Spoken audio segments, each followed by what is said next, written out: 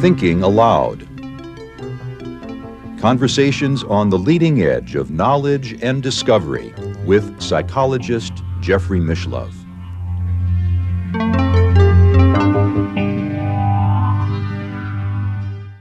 Hello and welcome. I'm Jeffrey Mishlove. Our topic today is merging with the universe. My guest is Dr. Kenneth Pelletier, a friend whom I've known for a half century. He's an integrative medicine pioneer and author of many books, including Mind is Healer, Mind is Slayer, Longevity, Sound Mind, Sound Body, The Best Alternative Medicine, New Medicine, Complete Family Health Guide, and most recently, about which we've done an interview not long ago called Change Your Genes, Change Your Life. Although I've known Ken for a long time, and he's the person who introduced me to a man who became a very important mentor in my life, Arthur Young, I didn't know that in 1967, Ken had had an experience that I will call cosmic consciousness, about which we'll be talking today. So I'm learning new things about my old friend, who is based in California, and now I'll switch over to the internet video. Welcome, Ken. It's a real pleasure to be with you once again. Thank you. It's good to be with you again. We're going to be reviewing your career and in particular talking about an event that occurred so long ago, it's before I ever met you, and that was in the early 1970s. And it was considerably earlier, but yes, before we even met each other. So we've known each other a very long time at this point. I think I did my first interview with you many decades ago. That was on your original program. Yeah. I do remember that interview. It was right after my research with the adept meditators.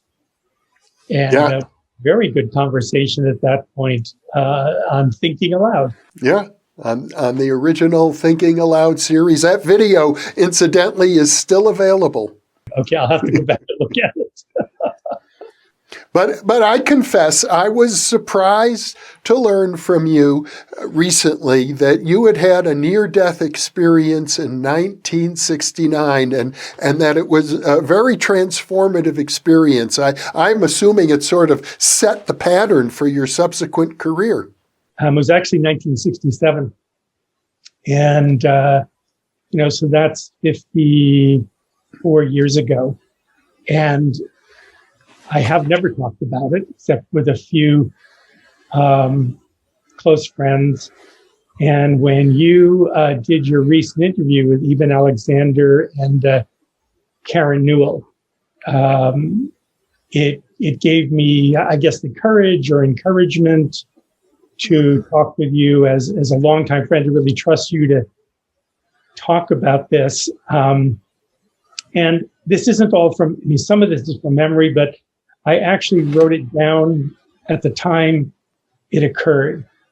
And the first person I ever told about this was Stan Groff, when Stan and Joan Groff were holding a seminar at Esalen Institute. And I told Stan about it because of his knowledge about altered states and unusual mental occurrences. He in turn introduced me to his brother Paul Groff, who's a psychiatrist in Canada. Paul in turn introduced me to another faculty member, I believe at McGill, who was writing a book on near-death experiences. And that faculty member, whose name honestly I've forgotten at this point, asked me if I would contribute my experience. So I did. And so it's written down, and I went back and I reviewed it and reread it, and it refreshed my mind and brought back many details that I probably would have forgotten about since it was so long ago. So these are, anyway, long story made short, it was 50 some odd years ago, but it still is completely vivid. Events that occurred at that time have yet to occur. Sort of a prequel. And instead of life review, it was a prequel to my entire life as part of the experience. So parts of it are still to come. Can we talk about maybe the particular events that led up to it? Just to set a context for it, I was in an Ivy League school in the East, and two friends, one friend who had been a childhood friend, we were in school together, and between our sophomore and junior year, my longtime friend went to Stanford summer school. And after he'd been at Stanford for about a month, he called me up and said, you know, all that sex, drugs, rock and roll that we keep hearing about again, this is 1967. It's happening here. And I was really intrigued. I had no idea really what he was talking about. I mean, I grew up in a small town in Rhode Island on the beach, raised as a French Catholic and was an altar boy, had a very traditional, sheltered, small town New England upbringing.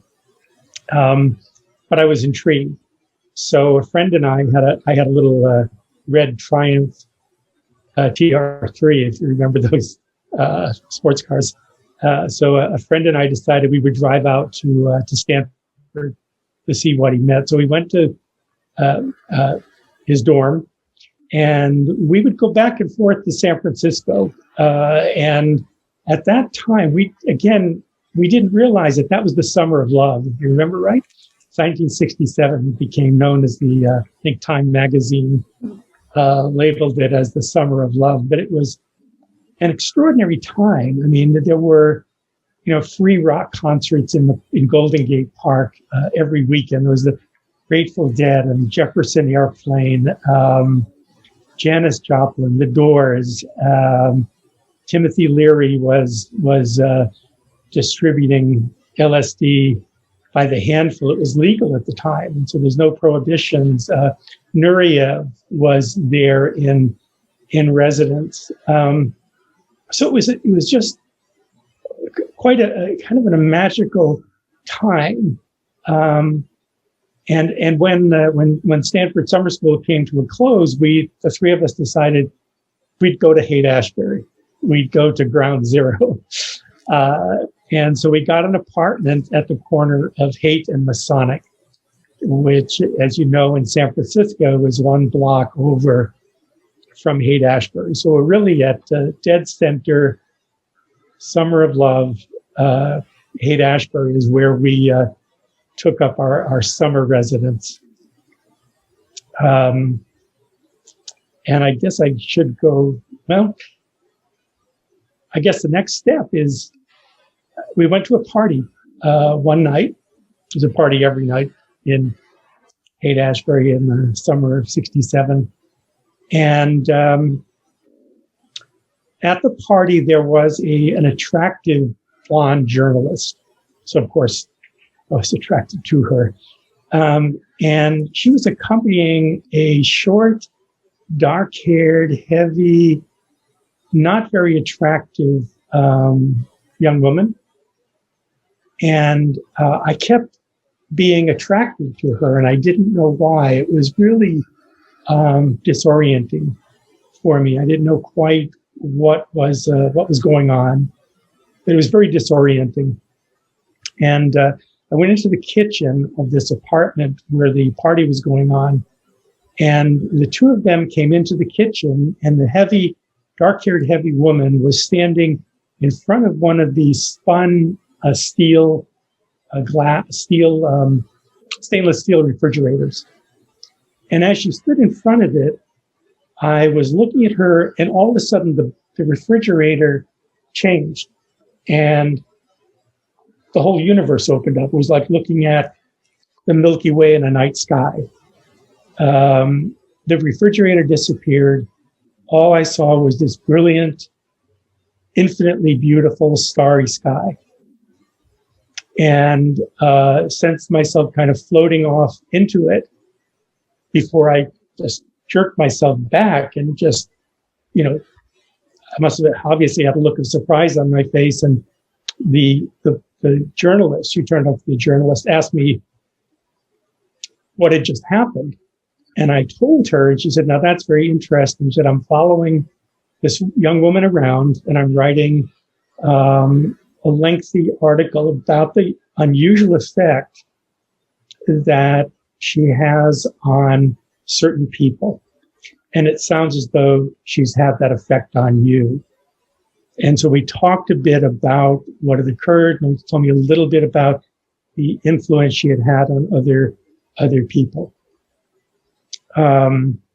So it got late, and the woman who had this impact on people said, I need to take the journalist back to her apartment. Would you like to, take a drive with us?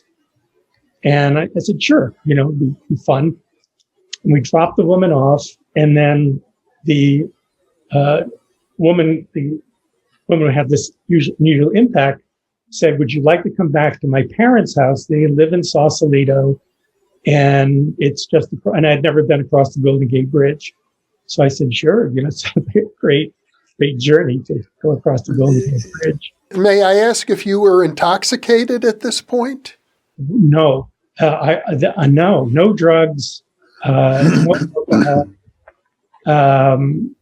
what made me really take a step back and say, what is going on here? Because it wasn't a drug experience. It wasn't an alcohol experience.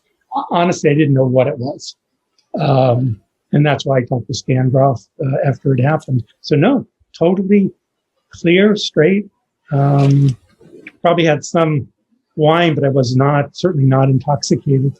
It sounds like it has something to do with the influence then of this woman. Yes. And just a detail, when we were leaving, I had just started a class in Zazen meditation. And one of the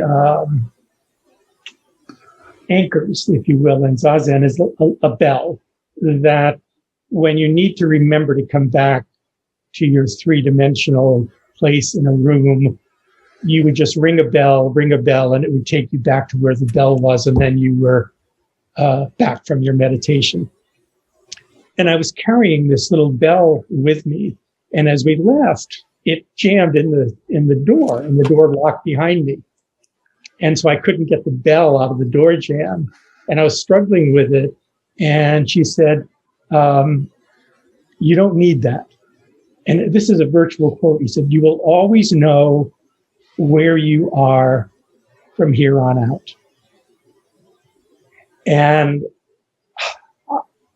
I, at the time, did not know what she was saying, but that was pretty much a direct quote of what she said to me. So it was kind of all of these little, the refrigerator thing, that statement from her, what the journalist told me. It was just, I could tell it was turning into a strange experience, but a good one. Mm-hmm. So as we approached the Golden Gate Bridge, she said, we were in a Mercedes that had a sunroof. And she said, I always have liked putting the sunroof back and looking up at the sky as I'm crossing the bridge. And I've almost had accidents doing that. And again, I didn't make anything of that statement at the time. So she said, why don't you just lay back, I'll open the sunroof and just enjoy the view of your first trip over the Golden Gate Bridge. So I did. She was driving, I assume. She was driving. Yep, it was her car. And so as I laid my head back on the seat and I looked up at the Golden Gate Bridge, or the uprights, the vertical struts for the Golden Gate. And I found myself being lifted with each progressively taller upright until suddenly I kind of popped up and out. Again, I'm reconstructing this, but at the time I didn't understand what was happening, but I popped up and out of my body. And I found myself looking down on the Golden Gate Bridge from the altitude of a jet, an airplane. I mean, I've landed many times in San Francisco now, so I know exactly what that view looks like. And that's what it was. I was looking down on the Golden Gate Bridge from an altitude of an airliner approaching the city. And it startled me. And that startled, then I started to see the descending uprights of the Golden Gate Bridge coming back down. And I felt myself constricting into a small, dense, cold body, very contained, very small, very thick, dense, immobile, kind of dead feeling, honestly. And I must have yelped or said, oh, or just let out a surprise. And she looked over at me and she said, just relax, just be calm. And as she said that, the second set of uprights of the Golden Gate started to come in. And I followed those up again. And this time, when I popped out and saw myself above the bridge, I started asking, what is going on? What's taking place? My mind was just flooded with questions. And I would get answers. As soon as I would ask a question, I would get an answer. And I would ask, and pretty soon it was just this buzz of questions and answers until finally I didn't even have to ask questions. I was just getting answers to questions that were of profound theological and other reality significance. And then I began to get images of my life. It was like a prequel.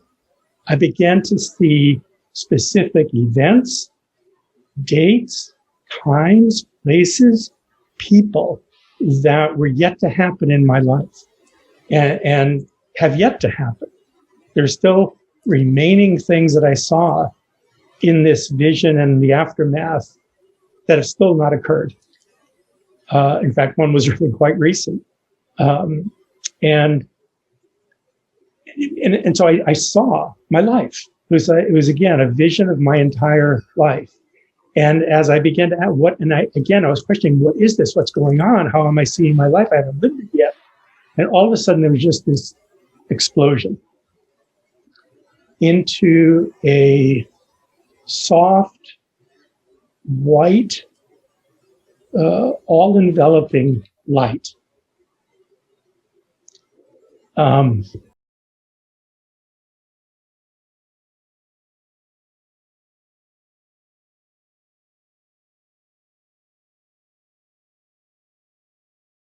And just a sense of merging with the universe. God, goddess. I don't know how, I really don't have any words for it. But it was of love.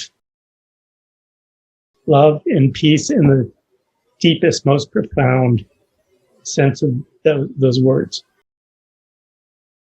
And I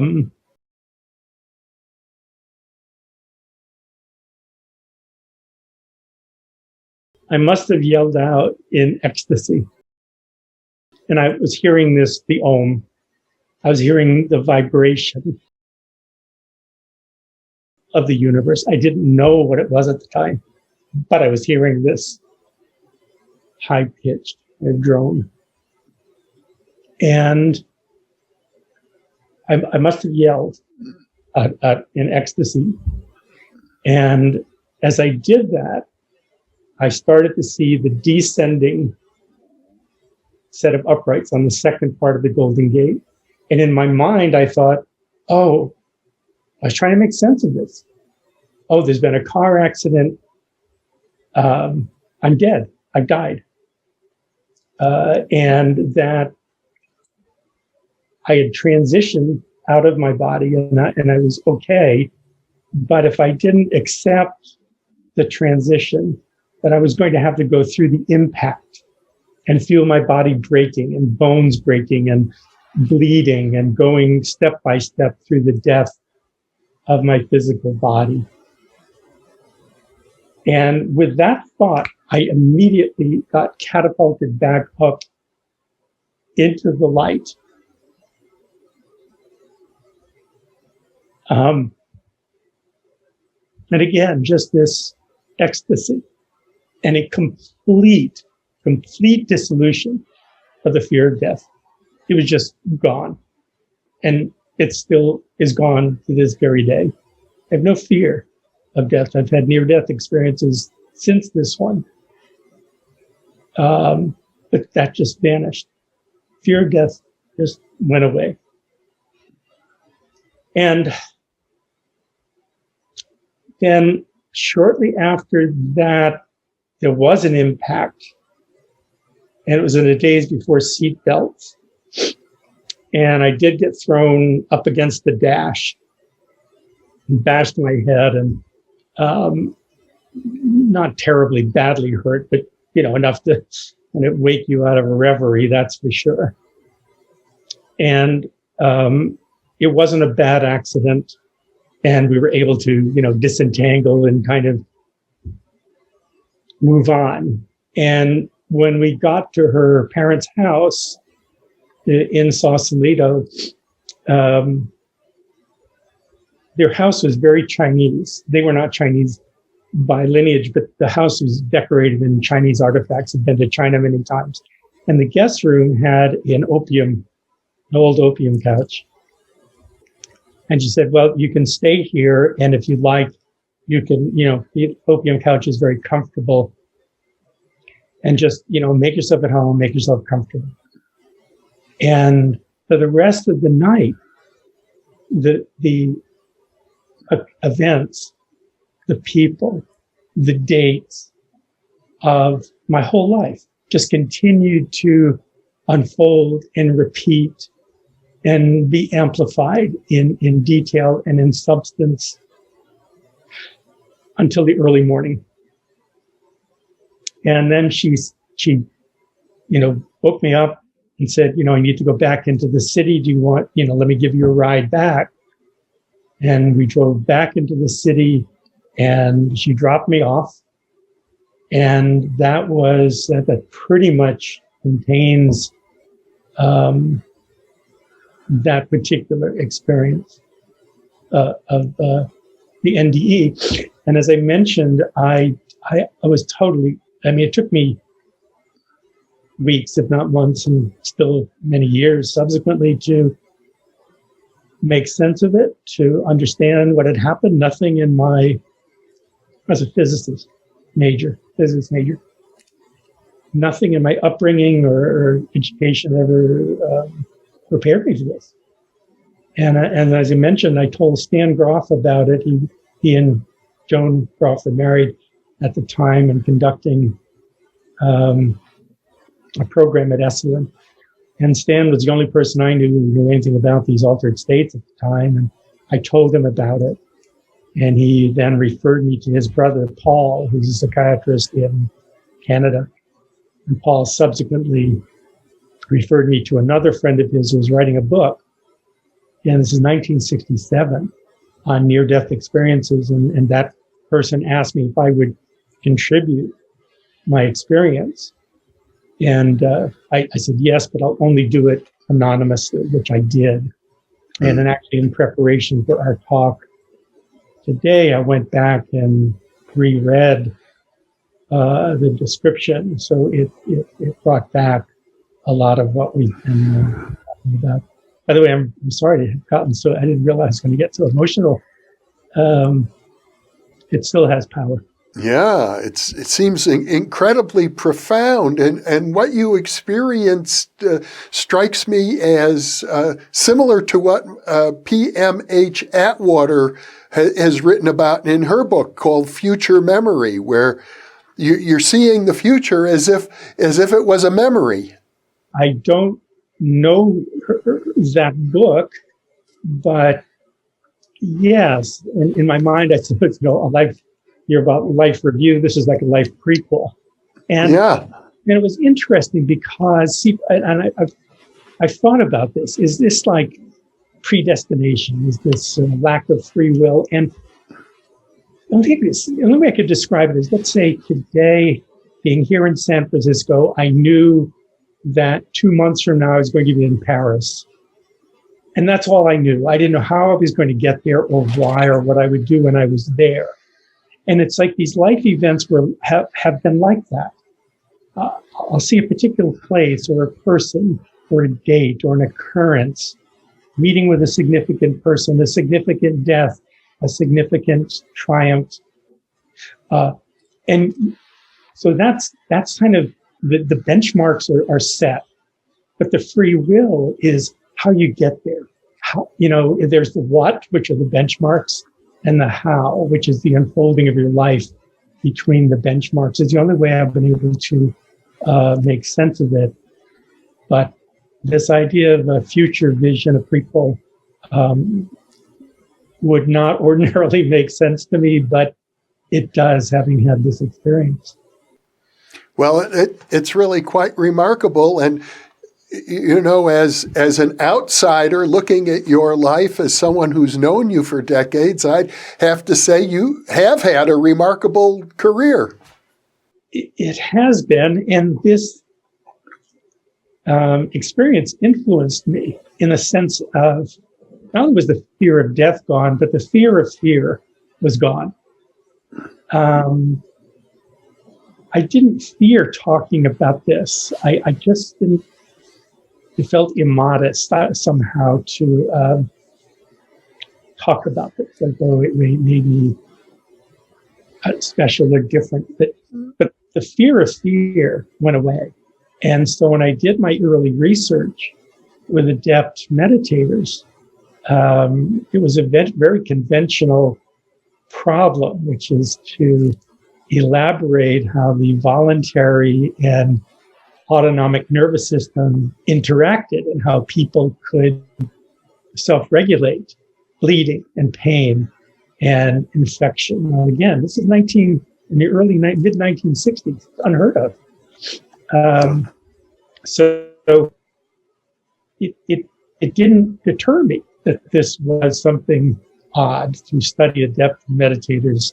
And that's been something I've done all the way through my work, which is encouraged by meeting people like Arthur Young, having studied an adept meditator like Jack Schwartz in my early research, has emboldened me to, Arthur calls it, not be constricted by the local reality, to not accept what is defined as real, as acceptable, as the norm, without asking, is it really?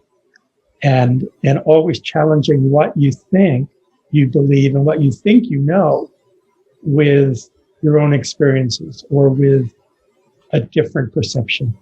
If I may, I'd like to go back to the woman who you were with. It seemed as if she had some role in triggering this experience. Did you maintain any contact with her?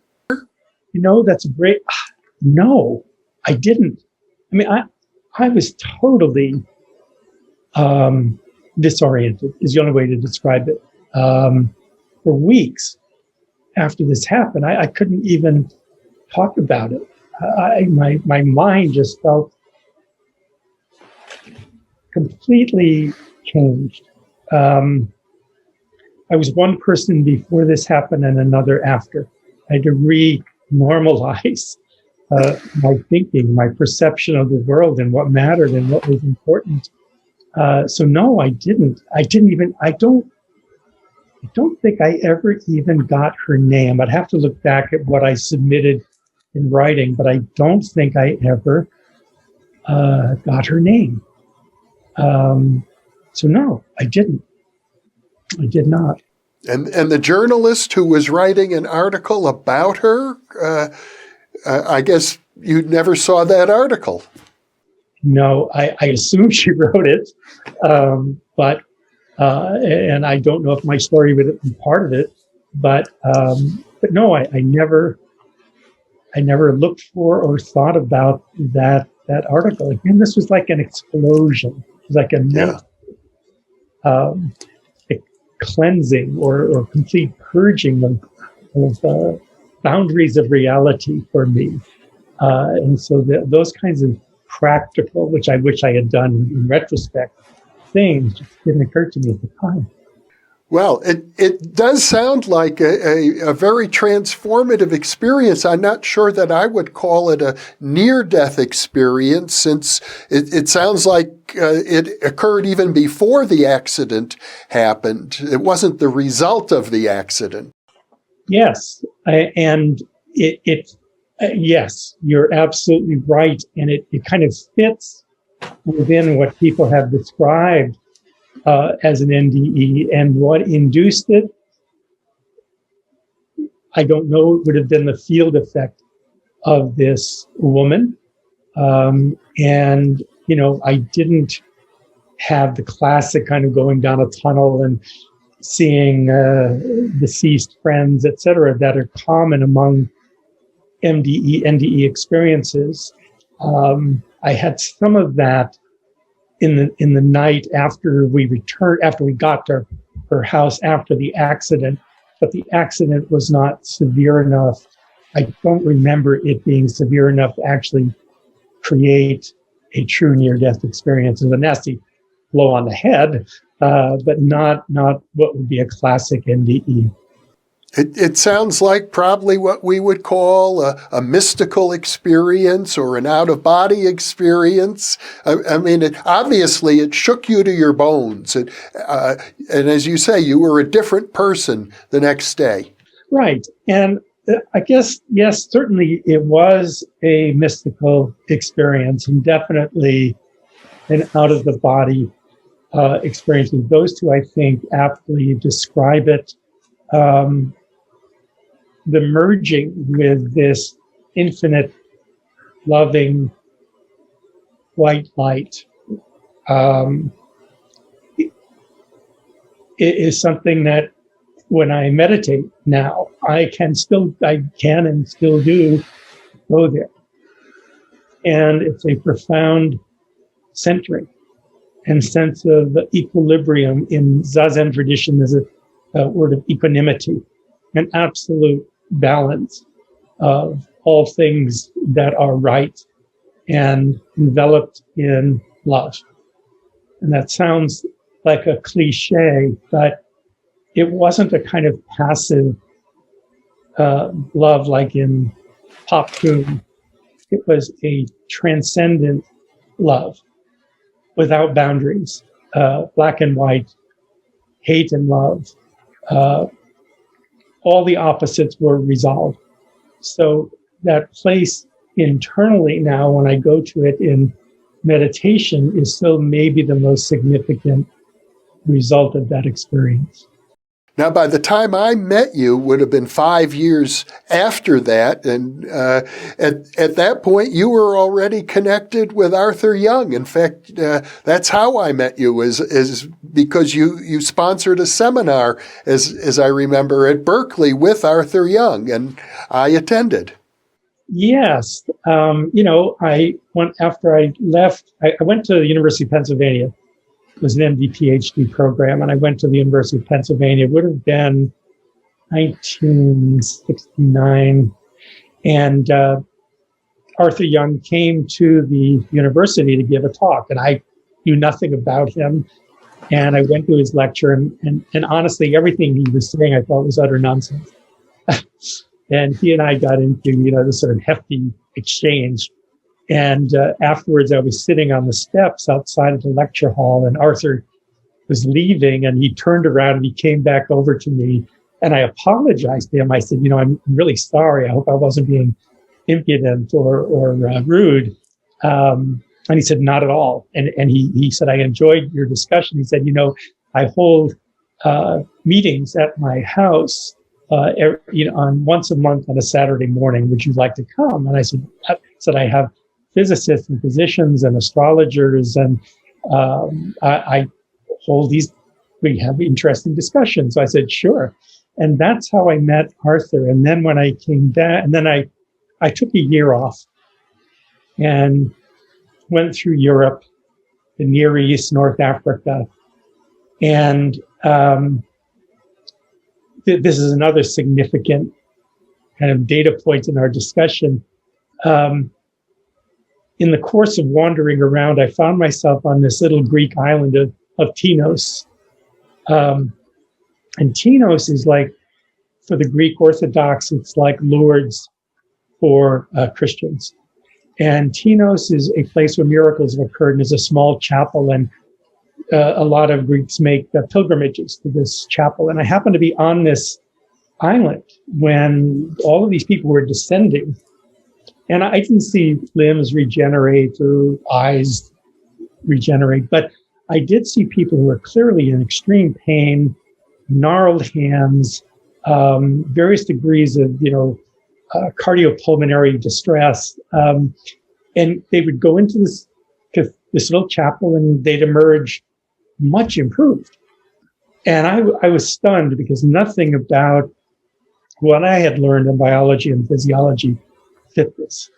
So when I came back to UCSF, that's when I did the research on the adept meditators, because I wanted to understand how a person's belief, could overwhelm or self-regulate their biology.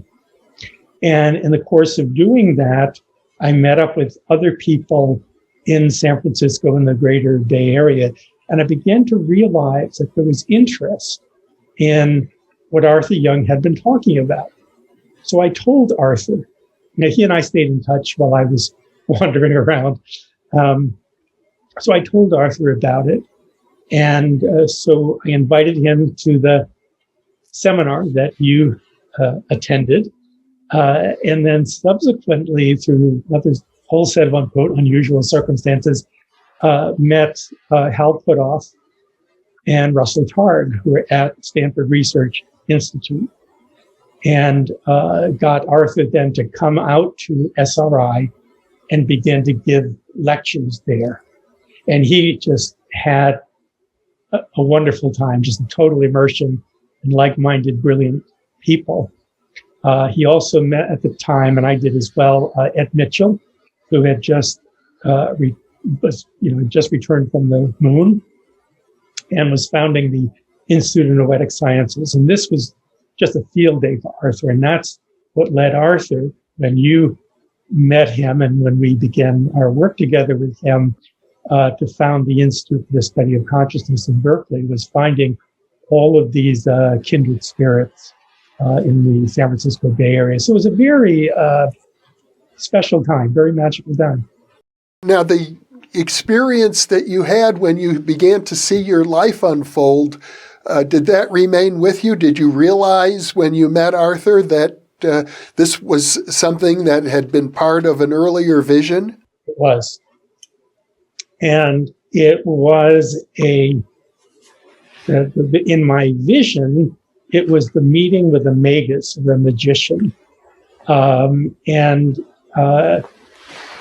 Arthur fit the vision or the description of the person I saw that I would meet and would have a subsequently, major impact on my life, which Arthur did. And when I saw him, I immediately kind of, I recognize you. That happened after he had come to Berkeley. It wasn't an immediate sense of, I know this man when I first saw him in Philadelphia. But after I got to know him, I kept saying there's something very familiar. And then it dawned on me when I had seen him and what that part of the vision was. And many of the things are like that. I don't always know at the time, this is what was predicted or what I saw. But when you're in the middle of it, suddenly a light will go off and go, I remember now.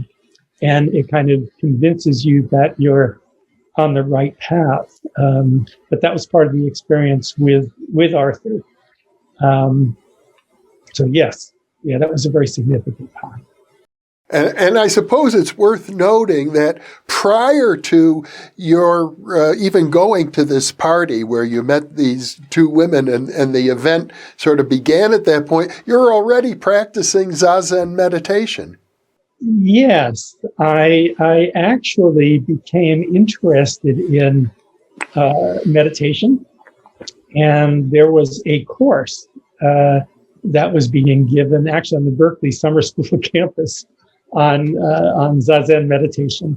And so I thought, well, sounds kind of interesting. So I had already had an interest, and one of my earliest research projects, actually before the study of the adept meditators, was on looking at transcendental meditation. It was one of the very early studies that looked, it was kind of a more detailed than you need, but it was on field dependence versus independence, and to the extent to which a person has an strong inner reality or field independent of certain visual perceptions.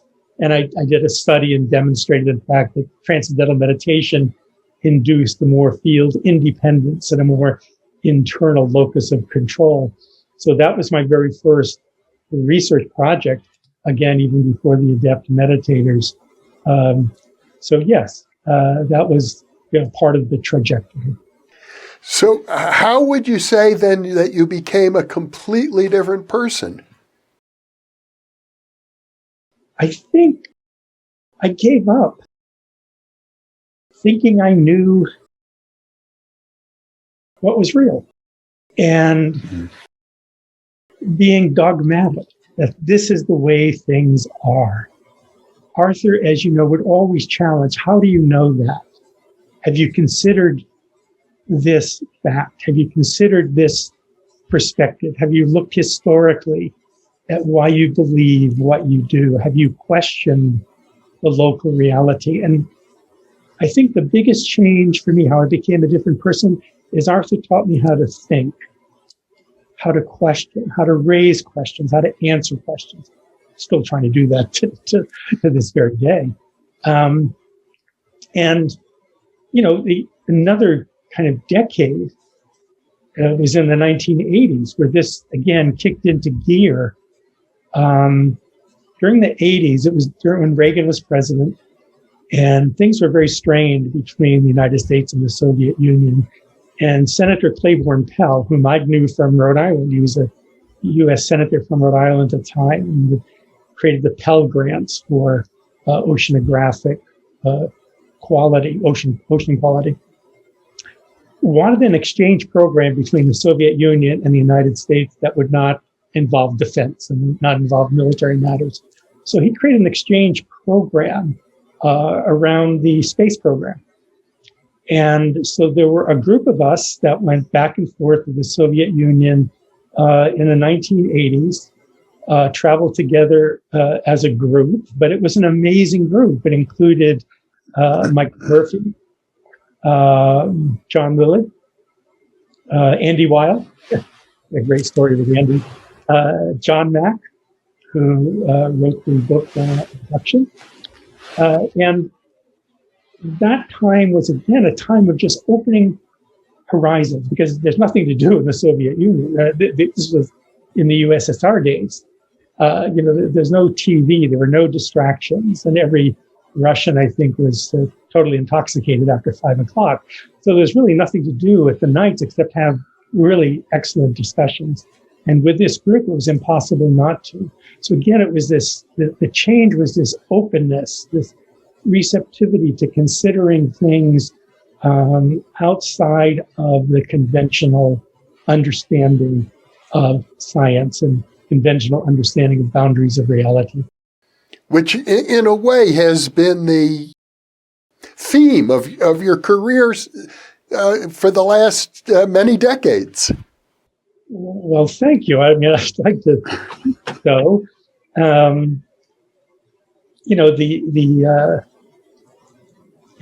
My current work in epigenetics, Mind is Healer, Mind is Slayer, 1977, and that was an outgrowth of the research with the adept meditators, and also my initial entry into Zazen meditation, which has progressed over time. I no longer do a formal Zazen. It's more like a Tibetan Buddhist practice, but it still began in a Zazen fashion, and then progressed from those mid 70s into the 80s up to the present time.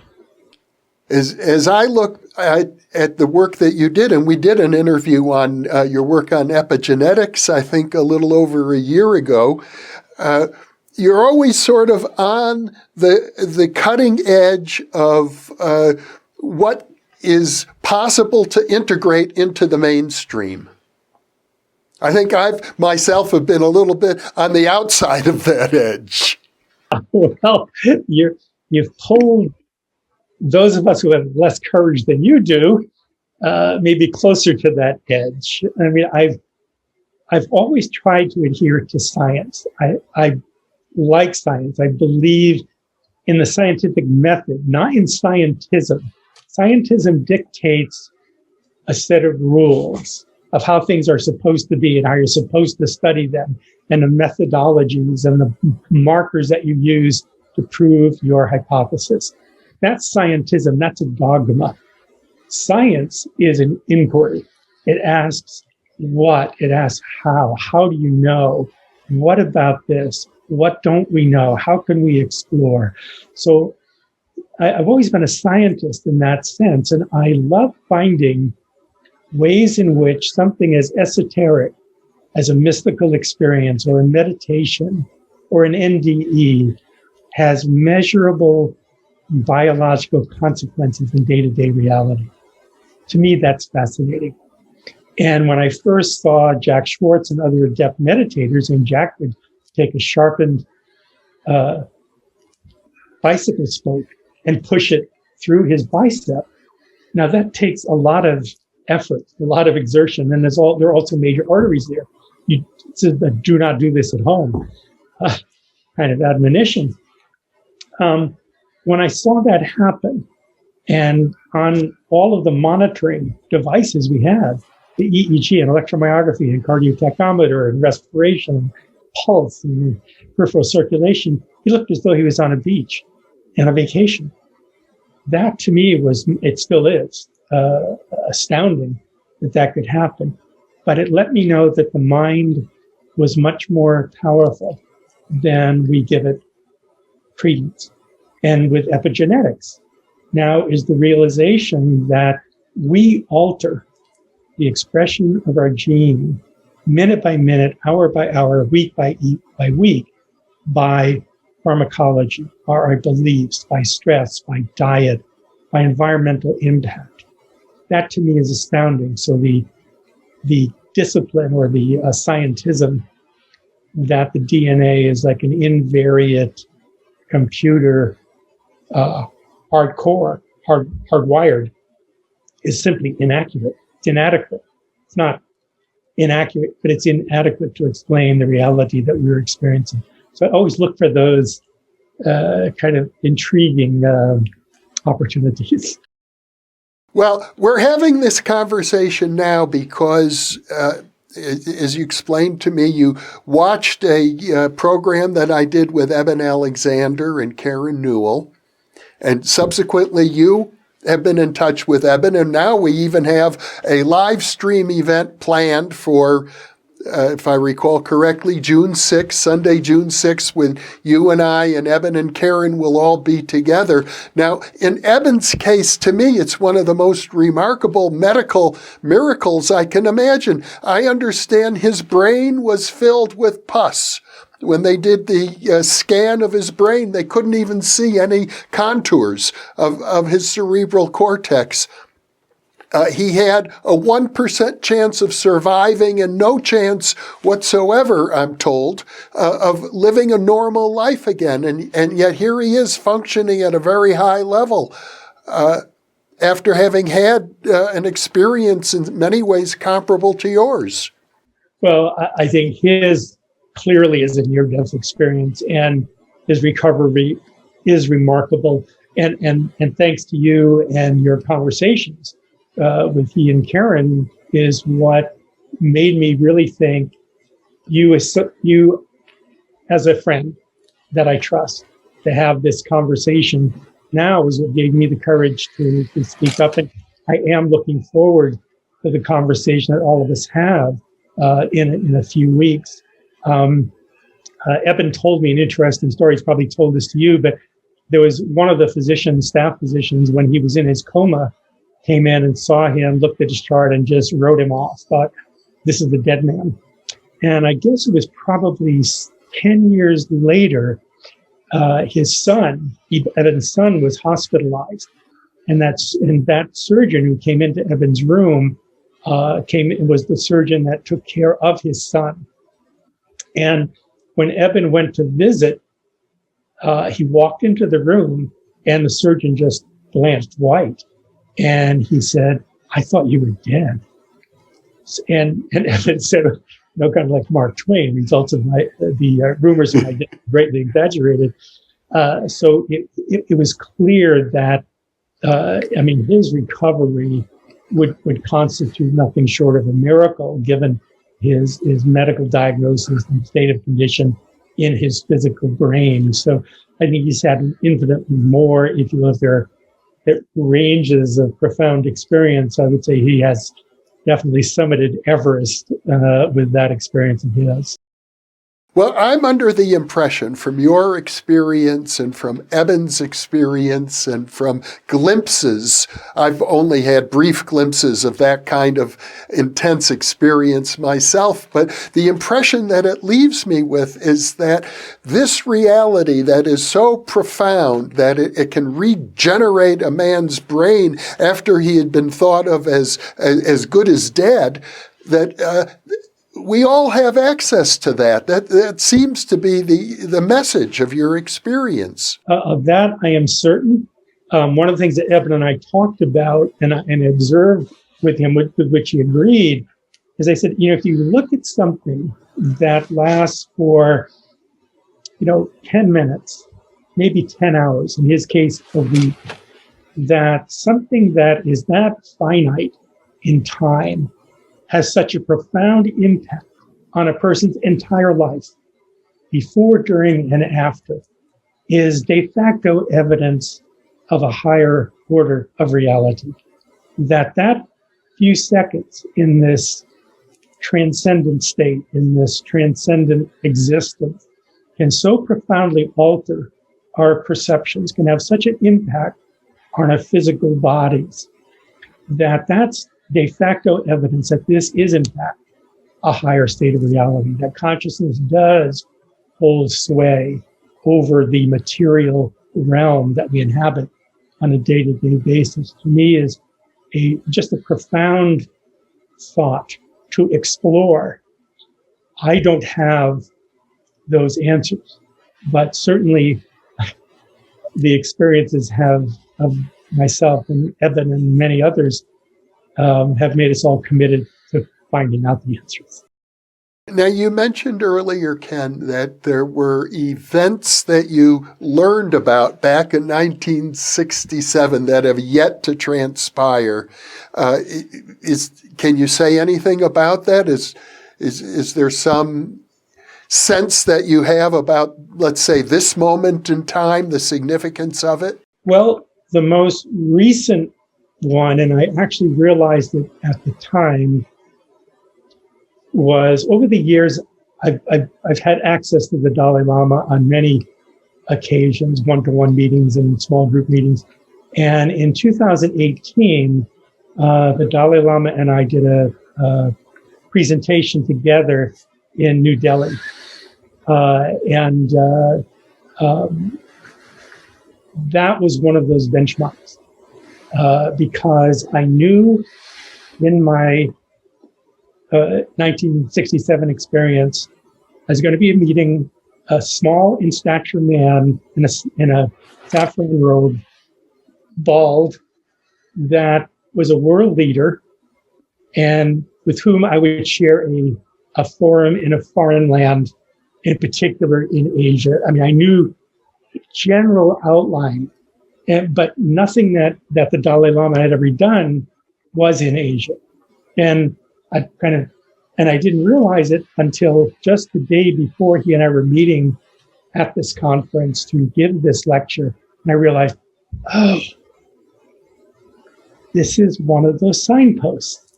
And it's like if you were lost and you were looking for directions and suddenly you saw a sign that said, this way 20 more miles. You go, oh, I get it.